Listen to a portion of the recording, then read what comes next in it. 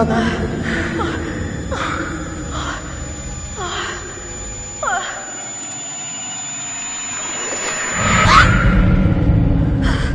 Ты видел?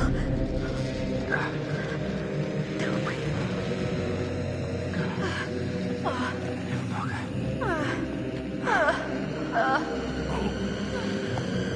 О, боже. Нет! Меня тошнит. Стой.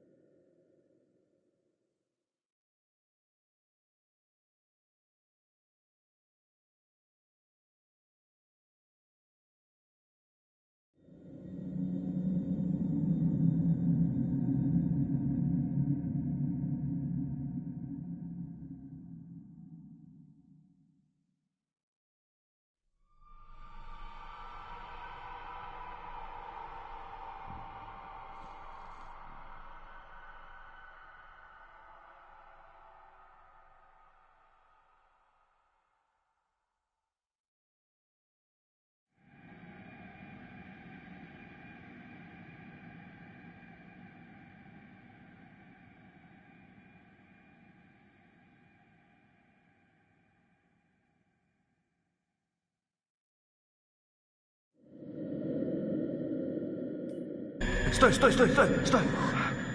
Я что-то видел.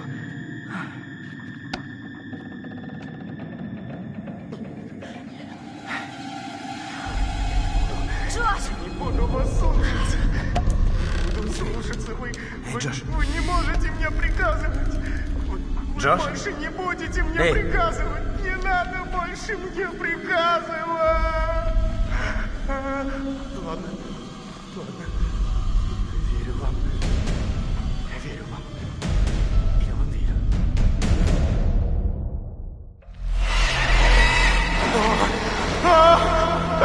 Что с ним, Майк? Похоже на глюки. Джош! Майк, Джош! Привет! только не бей меня, не надо. Ты сам с собой говорил. Крыша поехала. Мы ли не найдем тебя? Давайте уже свалим отсюда. Хорошо. Джош, ключ от фуникулера у тебя? Да. Вот. Хорошо. Видишь вот это? Через этот лаз можно выбраться. Нет, Джош туда не залезет. Окей, подсади меня, я выберусь и пойду к остальным. Да. Да, хорошо. Ты выведи Джоша тем же путем. Встретимся у дома. Будь осторожна. Вы тоже.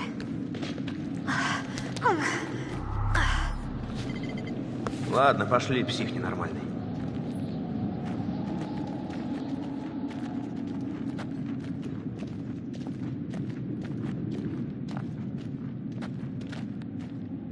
Ох, ну, зачем так сильно бить-то, а? Ты уж прости, братан. Я думал, это ты убил Джесс. Был неправ.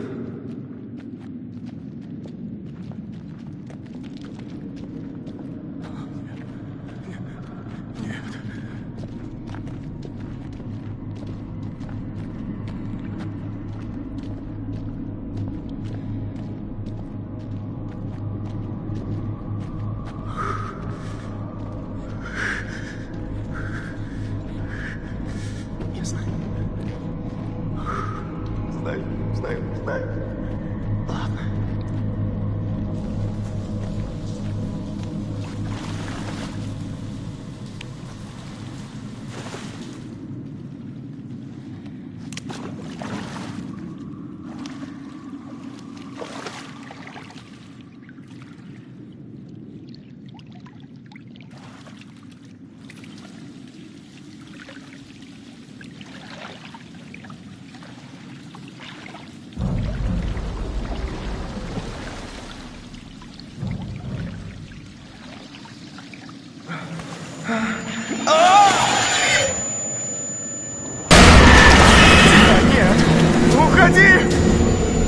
тебя нет!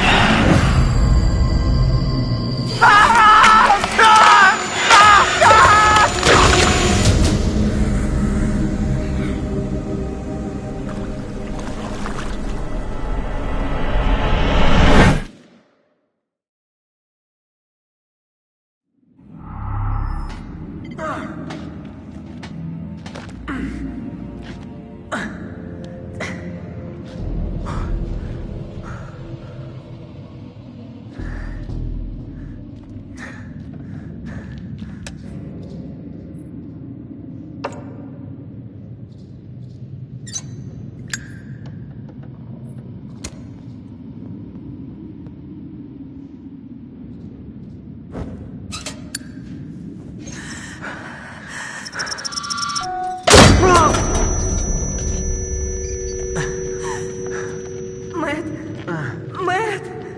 Ой, слава богу. Мэтт! Тоже рад тебя видеть. Боже мой. Господи, ты живой? Более-менее.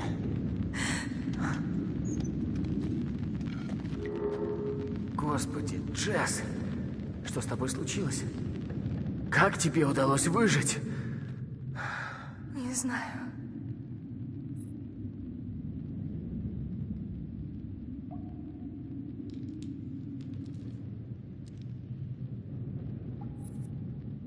Как ты сюда попала? Мы с Майком уединились в хижине. И потом... Что? Я не знаю. Я была у окна. Кто-то разбил стекло и схватил меня и потащил по снегу так быстро. Черт. А потом я провалилась Кошмар. сюда. Господи. Идти можешь? Да. Тогда пошли.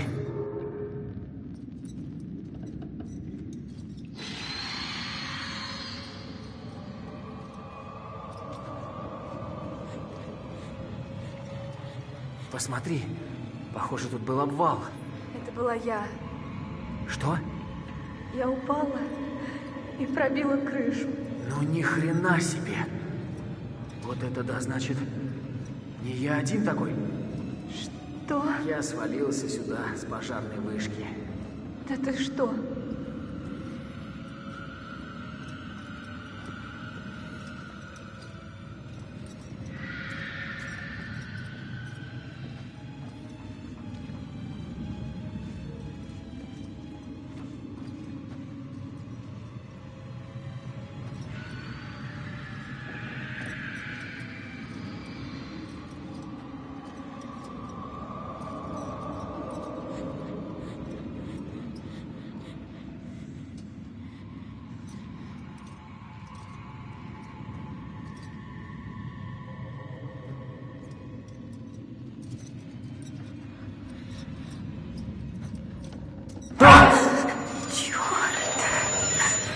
Джесс!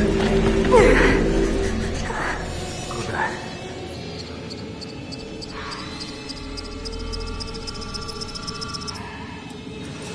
Давай, Джесс.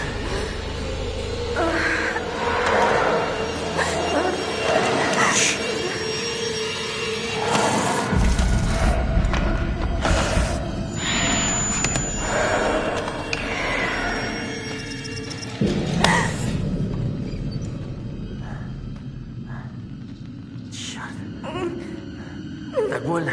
Боже мой. Ладно. Ладно. Пошли. Мы должны выбраться отсюда. Давай. Давай. Давай, давай.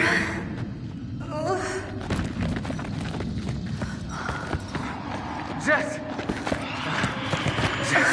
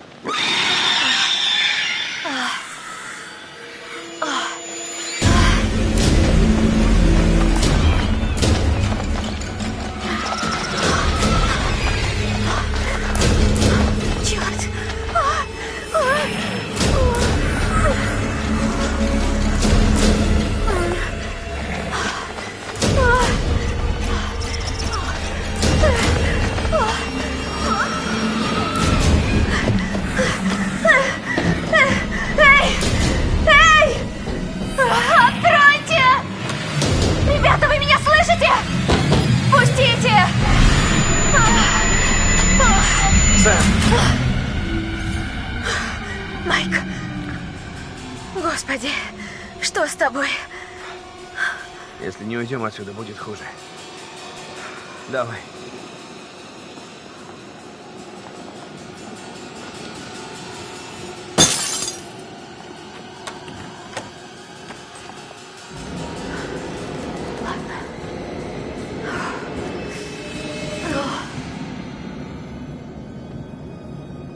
Майк, куда делся Джош?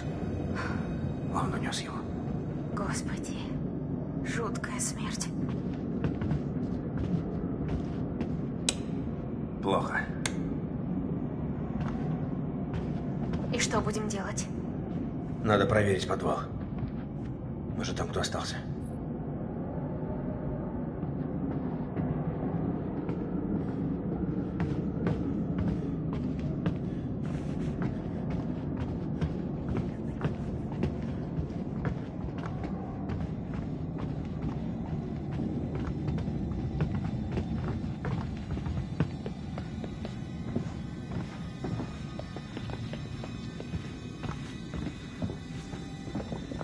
О, и как, по-твоему, мы выберемся? Стараюсь об этом не думать.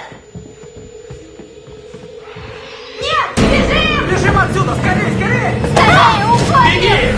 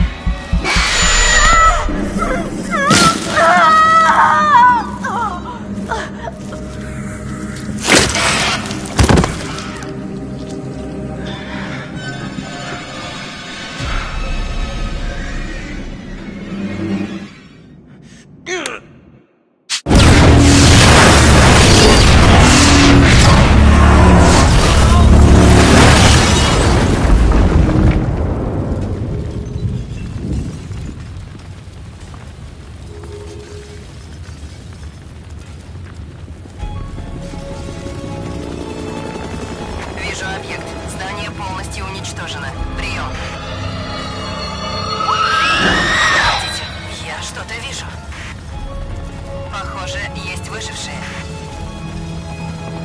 Приземляемся.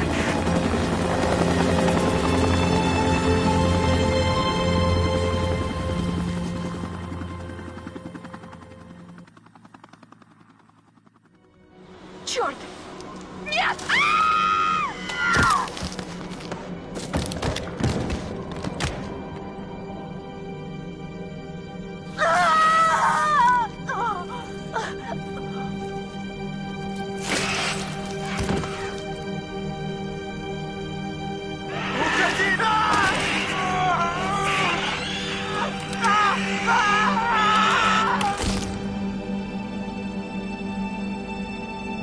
Тот мужик... Даже не знаю, с чего начать. Сначала вы думали, что он вас преследует. Скажите, ваши друзья тоже так думали? Ну да, но... А может, они его убили? Что?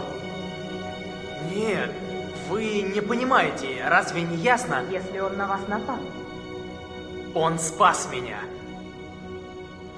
Я видел, как он погиб. Я слышала Джессику, не понимаю как. Она туда попала, но я знаю, это была она. Он навел пистолет на меня. Вот сюда, прямо в лицо, и мог выстрелить. Он чуть не убил меня, козел. Мы встречались, я думала, что хорошо его знаю, а он оказался полным моральным уродом. Я был с ней. Рядом. Я мог что-то сделать. Я пытался ее спасти. Я не смог. А как вы попали в шахту? Меня схватили и потащили, и И что вы видели? я не знаю. Я не знаю. Он сошел с ума. Такое творил. И... Я думал, это он напал на Джесс. Где Мэтт? С ним все нормально? Его уже отпустили? Я немного волнуюсь, потому что я его девушка. Он вам говорил? Может, конечно, сейчас он на меня обижен, но... Вообще он знает, как сильно я его люблю. Должен. Он же вам говорил, да? Ваша подруга Эшли говорит, что пыталась помочь. Нет, Она слышала ваши крики. нет. Это не я. Майк, Что вы помните? он пришел за мной. Пришел. В смысле? Где он? Он выжил? Джош помог нам, а потом... Зараза. Эта тварь, этот Виндиго, он вышел из темноты, и Джош... Не знаю. Я услышал крик и убежал. Зачем обоим-то умирать, а?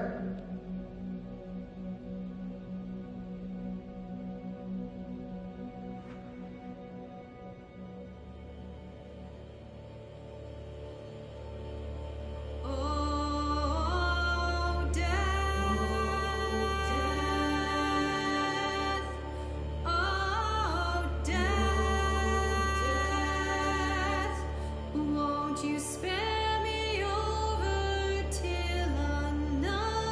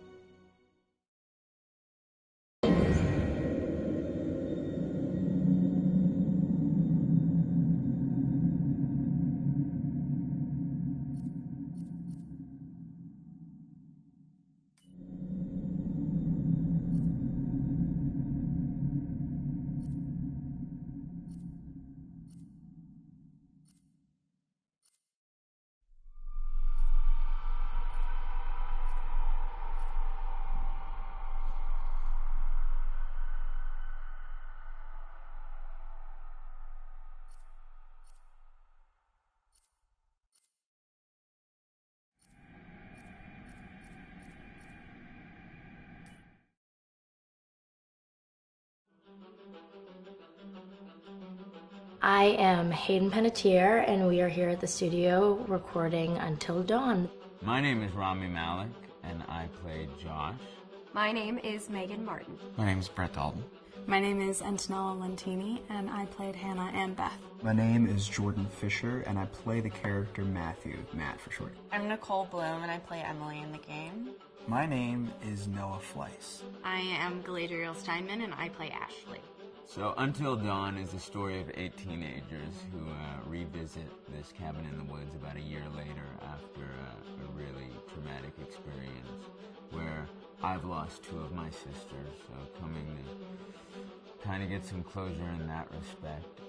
One of the things that Larry does really well is make these multi-layered characters, and I think for just the story in general, it follows the quintessential horror film plot lines, but the characters are so unique in themselves, and I think that's very cool.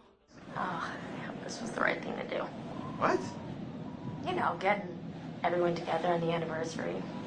I mean, Josh seemed really pumped about us all doing something, didn't he? Yeah, no, he definitely did. I haven't seen him so excited about something in forever. Good, good. Sam and I have a few things in common, such as being huge lovers of animals, and she's a huge animal lover. She's vegan. She is a pacifist. I'm not quite sure if I'm gonna go as far as saying that I'm a pacifist, but she's spunky and cool. I know that she, I think, is made fun of a little bit by the rest of them who think that her morals and her beliefs in that area are a little ridiculous and they don't agree with them, but she doesn't care. It doesn't stop her from being herself, and that's something that I hope I have in common with her. You know, he definitely can be depressed at some times and a bit of a loner, but he takes some solace in one of his sister's friends, Sam, played by Hayden Panettiere, and invites everybody back to the same house the next year to kind of find some closure. Jessica she has a whole lot of personality. She is definitely the sort of mean girl character that, you know, at school she knows she's pretty, she knows that boys like her, and she's going to use it to her advantage. He's got a big heart, and you can tell that that's very evident, especially how he treats his girlfriend, Emily, and, you know, he's kind of a meathead, but in the best way possible. She really knows what she wants, and she manages to get that from whomever it is, whether it be Matt or Mike. You know, she's really driven, and I can definitely relate to that. My character is Chris, and he is what society might consider the nerd of the group, and he kind of embraces it. Ashley she's a little more serious than some of the other girls. She's definitely very intelligent and thoughtful. She kind of looks at the whole big picture of things. She's not quite as geeky as Chris, but they connect in a lot of ways. Mike is like big guy on campus. He's the class president who has some charm and has brain, and I don't know, people seem to like Mike. He gets away with a lot, though. He can be kind of jerky. The fact that he really just kind of wants everyone to be happy.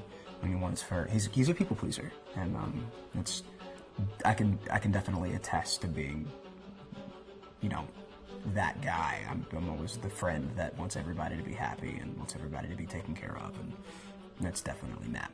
But also, like, this character is just so fun. I rarely get to play the bitch, and so it was really fun to do that. The spirit of things, seriously, what's wrong with you?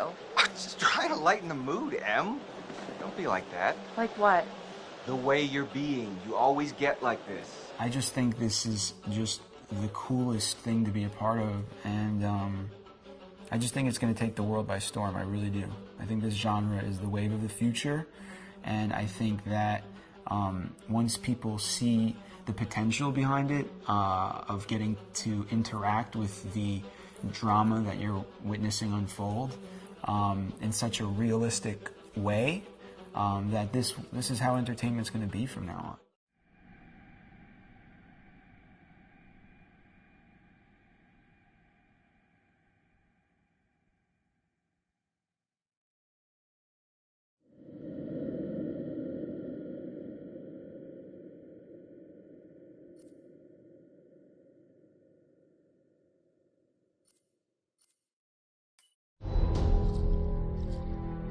Hi, this is Lee Robinson, production designer on Until Dawn. The production design for Until Dawn started with the great teen horror script that sets the characters in a Canadian winter mountain lodge, being a contemporary setting with visual clues derived from classic films of that genre, such as Hitchcock's Psycho and Stanley Kubrick's Shining.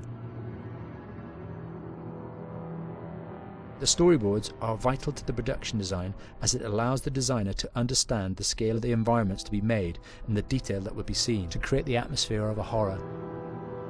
This took us into concepts that took these storyboards further, visualizing the world through the color palette, the lighting, tone, and the mood, and developing key locations such as the lodge, the cable car stations, the forests themselves, the wilderness. As you can see, the environments and atmospheres change quite a bit from warm and inviting to cold and threatening. The Millionaire's Mountain Lodge was a key example. It was designed to be made from nearby stone and timber, embedding it into the landscape, with a contrasting and contemporary interior needing to be opulent and extravagant. We created dark and claustrophobic corridors with ominous and large open spaces, almost cathedral-like in size, and with huge structures to silhouette and dwarf the characters within, providing a labyrinth to explore and wander. Each character was developed with a strong visual identity in mind, with contrasting colours, tones and silhouettes to identify them, each to have their own texture, pattern and shape, so that when they were lined up you could always identify them. The costume designs allowed a range of clothes that would suit them for the cold winter weather, but also have an element of style and individualism, so that the audience could look at them and relate, recognizing themselves within them. A lady would like to cuddle up with her man by a nice cozy fire bathed in atmospheric mood lighting. Right. It'll get plenty toasty once we're rubbing up against each other. Mike, fire and mood lighting. Yes. Working with the lighting artists, we really brought the look and feel of the world together, and this required a thorough understanding of the visual language of teen horror.